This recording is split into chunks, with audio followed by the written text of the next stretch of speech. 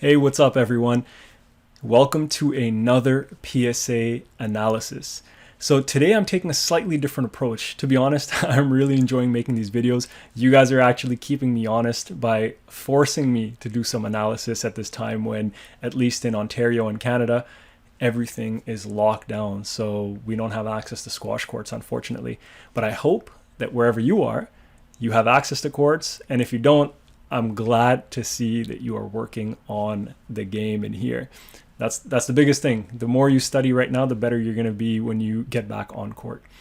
So like I said, today we're taking a slightly different approach. We're going to watch rallies at regular speed between Marwan and Fares today. This is again from the 2021 Men's CIB Black Ball Open that took place not too long ago. This is the first game, and we're going to check out the first few rallies till they're at 3-3. And today we're going to talk about the tactics. I might stop and look at some technical things, but there are a few things tactically that we can review. And to be honest, I'm freestyling this because I'm enjoying this, so we're going to pick it up as we go. The one thing that I will say is the following, and this is something you guys can write down or keep in mind. All players, and you know this from experience, all players feel nervous when they start. All players try to get their bearings straight, try to get used to the surface, try to get used to the crowd, try to get used to your opponent. You're trying to calm yourself, and find that optimal level of engagement, and then you can get into it. So if you're overly stimulated, that's not the best. If you're understimulated, that's actually not optimal either. So what you're going to see, and I've watched these first 3 points once a little while ago, so I have some idea of what's going on and what I want to talk about. And one of the things you'll notice is that even players of this caliber, and we're going to see it in Marwan Shorbagy, they have some nerves. You're going to see that he hits a bunch of loose balls in this first rally. So it takes time to settle, especially in the very first game in a match. Now, by the second and third games, at the beginning of each game, you're probably not going to be feeling the same nerves as you were right at the start of the match. So this idea of settling is really critical. And you can think about breaking the game down into several phases. So there might be the beginning kind of first third of the game, then there's the middle part of the game, and then there's a crucial tail end of the game. And oftentimes, the thing that separates the best players from the not so great players is their ability to stay focused and stick to their game plan and execute without error at that crucial latter stage of each game. So let's play the video and check out a few things. So now you're looking for settling, and the second thing you're looking for, which maybe we'll stick to those two things as identification, is the quality of length and width hitting that's required in order to move your opponent off the tee. So one thing to keep in mind is that a quality length, a good length, is not necessarily one that dies in the back of the court. A good length is one, if you define it this way, that moves your opponent off the tee so that you can get to the tee. So now that might be a low hard length that's fading in the back, or it might be a slow high ball that actually does come off the back glass but still forces your opponent back. There is a time and a place for attacking length. There's a time and a place for rallying length, a time and a place for defensive length. There's a time and a place for forcing length. Time and a place for everything. And you'll see that the players use different height, different angles, different pace in order to try and hit and execute an effective length, which means, generally speaking, getting your opponent off the tee, whether it's a winner or not a winner, because you want to get position in the center of the court. So let's play the video. That's a lot of talking. I hope that was educational though. So let's play the video. Fares is about to serve to Marwan. Let's follow the length and settling. So how many times have you seen a top player not return the serve accurately? Marwan's volley drop was super high and came back into the middle of the court. Again, lots of balls in the middle. So that right there shows you the nerves. Even with Fares, his balls were not super tight. And you'll see the quality just get better and better as they progress in the game.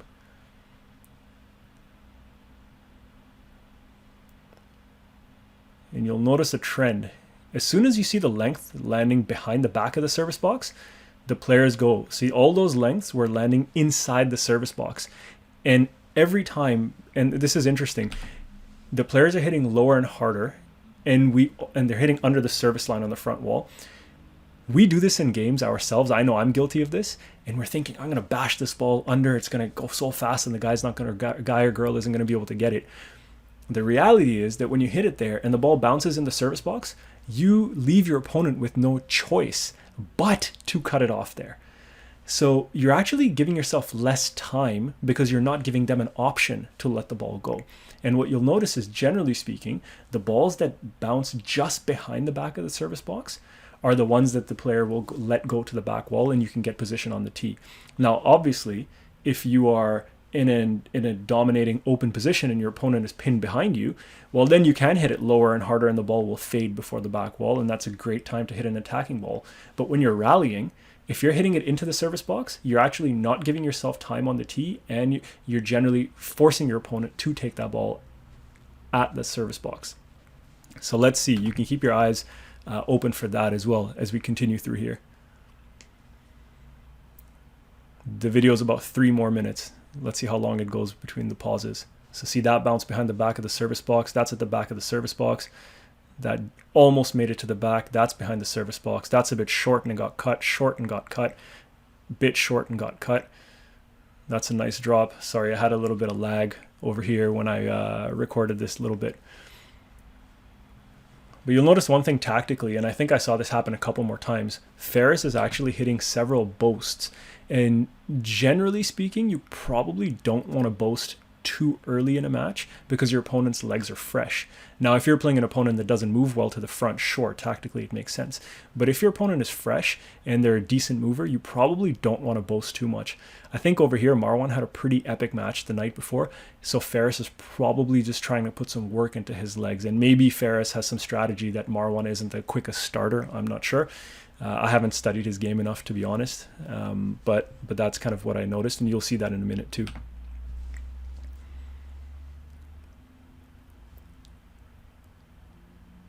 So let's look out for the quality of length. That was a forced boast. He didn't really have a choice. That's tight. See, now that's overhit and he went back. That's overhit a little bit. Now that's loose, so he's going to cut it off. That's short, so he's cutting it off. There's another boast. See, short and you're forced to cut it off. Long and you let it go. See, long and you let it go. Long. He still volleyed that one, but now he's put himself in a pinch. So Ferris tries to hit through the court.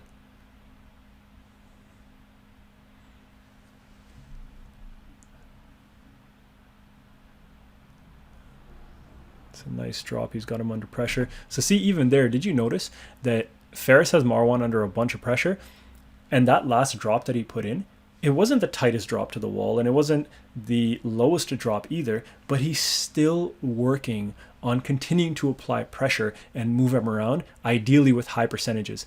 Now, Ferris probably didn't want to hit that ball that far off the side wall, but in terms of height on the front wall, he probably did mean to do that because that's a high percentage shot. You can hit it this high above the tin, but as long as that ball gets close to that side wall, that's all that matters because you want to be able to scrape that, force your opponent to scrape it. The lower you get and the closer you get to the tin when you're hitting your drops, the higher your chances of actually hitting that tin, especially early in a match. So let's keep going. See, like Ferris on that one, I'll rewind this a tiny bit. Ferris on this one, he had a chance. So Marwan hits this ball here, and Marwan is stuck over here. Ferris, if he hit that ball down the wall and actually found the right length, that would have been the perfect ball, and Marwan would have been in a ton of pressure. But again, it's the start of the match, so Ferris hasn't quite settled and found his way into it. He tries to hit that, but he catches the side wall, and that ball pops up in the middle. So that just goes to show you that if you actually don't hit your target, even if it's the right shot, you can put yourself into a bind. So now Marwan can jump on that, and he hits a shorter kill. Ferris is stuck behind him. That simple. And he got a no let. Ferris got a no let. So nice quick boast. That was a little sneaky one because most pros don't hit a boast right away. And that's the third boast I think Ferris has hit to really work Marwan to the front. So he clearly has some kind of strategy associated with that boast against Marwan in this match. Ball's behind the back of the service box. That's short. Still didn't get it through. See, that's a bit longer. That's longer, and he's going off to the back.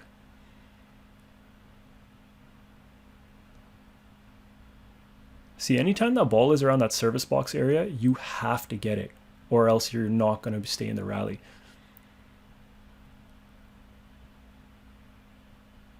See, another boast to try to work him.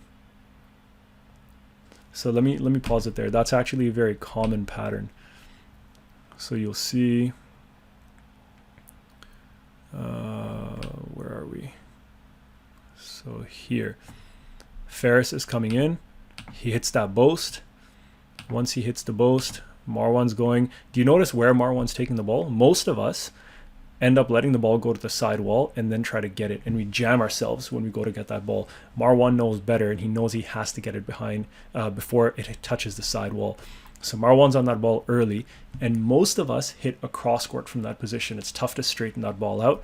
So you play the boast, your opponent hits the cross court, and then that was a pretty decent cross because it got fairly deep. If it was a little bit deeper, it would have probably forced Ferris back, and he wouldn't have been able to cut it off over here, 3/4 court. If it got a bit deeper, it would have probably hit the side wall and come back here, and then Ferris would have been forced into the corner. And if it was low enough, he would have had to hit a defensive boast in that situation. But now he got on the ball early, got a pretty decent length, and made Marwan do that diagonal. And then what does he do? To eliminate that pressure, he hits a nice high ball to give himself time to get back on the tee.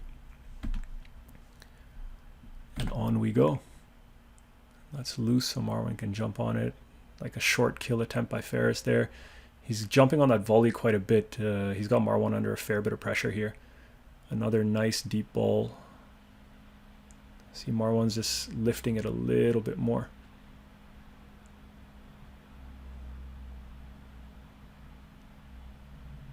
Nice counter drop. See, you're under pressure, lift that ball up.